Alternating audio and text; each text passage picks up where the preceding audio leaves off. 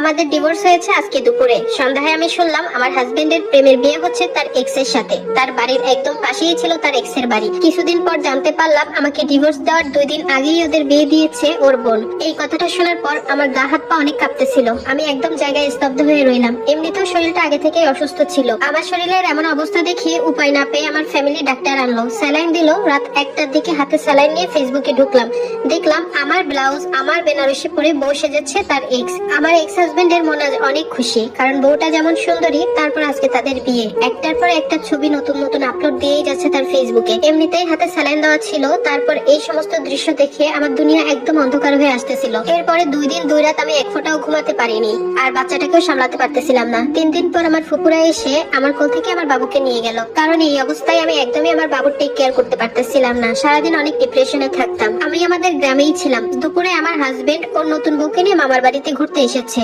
আমার শাড়ি পরিয়ে আমার বাড়ির সামনে দিয়ে গিয়েছে। ওর মামার বাড়ি আমার বাড়ির পাশেই। ওরা প্রায় 3-4 দিন ছিল, কিন্তু আমার ফ্যামিলি কোনোভাবেই আমাকে জানতে দেয়নি যে ওরা এই গ্রামে এসেছে। কতদিন যে ঠিক মতো খায়নি, ঘুমায়নি, গোসল করেনি এটা আমি বলতে পারবো না। খালি মনে হতো আমার গোছানো সংসার এখন অন্য কেউ ভোগ করতেছে। এসব ভেবে প্রতিটা রাত কান্না করতে করতে আমি অসুস্থ হয়ে পড়তাম। আমার সেই মানুষটার পাশে অন্য কেউ ঘুমায়, অন্য কেউ ওর গায়ের গন্ধ নেয়। দিন দিন প্রচুর শরীর খারাপ হয়ে গেল এসব ভাবতে ভাবতে। আমাকে এখন দেখলে মনে হয় 50-60 বছর বয়সী এক মহিলা। জানো আপু, যতই রাত বাড়তো ততই আমার ফুপিয়ে ফুপিয়ে কান্না আসতো। এই যেন কাউকে আমার স্বামী বউ বলে ডাকতেছে, এই যেন আমার স্বামী কাউকে আদর করতেছে, এই যেন আমার স্বামীকে কেউ স্বামী বলে জড়িয়ে ধরতেছে। এগুলো যে কি পরিমাণ কষ্টের সেটা আমি কিভাবে বুঝাবো।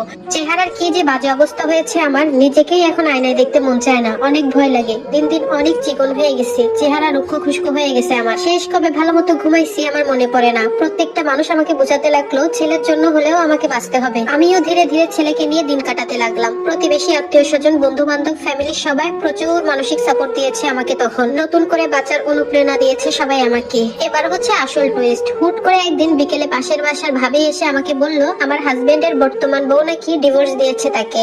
আমি যেন ওদের মাফ করে দিই। ছেলের মুখের দিক তাকিয়ে আমি যেন আবারও যাই সেই ঘরে। আমার এক্স হাজবেন্ড এখন আমার মামার বাড়ি এসে ঘুরঘুর করতেছে আমার জন্য, এবং সে নাকি অনেক কষ্ট পাচ্ছে। তার ছেলের জন্য অনেক মায়া লাগতেছে তার। আমার স্বামী নাকি এখন একে ওকে ধরে আমাকে আনার জন্য অনেক কান্নাকাটি করে। জানো আপু একটা কথা, আমি ছোট থেকে অনেক আদরে মানুষ হয়েছি। আমাকে গালে তুলে না খাইয়ে দিলে আমি খেতাম না। সেই আমি সংসার করার জন্য মুখ বুজে চাকরানির মতো জীবন পার করেছি। অজস্র গালি শুনেছি, কত আঘাত সহ্য করেছি। আর কোনোভাবেই আমি ওই সংসারে যাব না। কত শত অপবাদ দিয়েছে তারা আমাকে শুধুমাত্র ঘর ছাড়ার জন্য। আমার শাশুড়ি ননদ গ্রামে এসে কত অপবাদ দিয়ে গেছে সবার সামনে।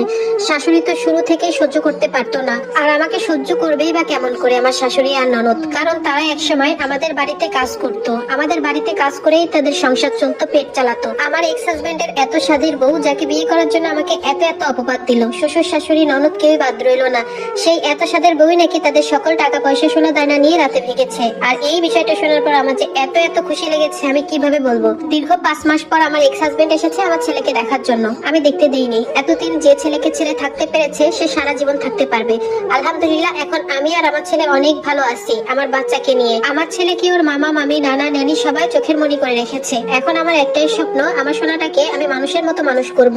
ওর জন্য সবাই দোয়া করবেন আপুরা, যেন আমার বাচ্চাটা ওর বাপ দাদার বৈশিষ্ট্য একটুও না পায়। আমার জন্য সবাই দোয়া করবেন। আর এই স্টোরিটা একটা আপুর লাইফ থেকে নেওয়া। আসলে যারা 2 বিয়ে করতে চান, বিশেষ করে ছেলেরা, তারা একটু ভেবেচিন্তে করবেন, কারণ প্রথম স্ত্রীর মতো কখনোই দ্বিতীয় স্ত্রী হতে পারে না।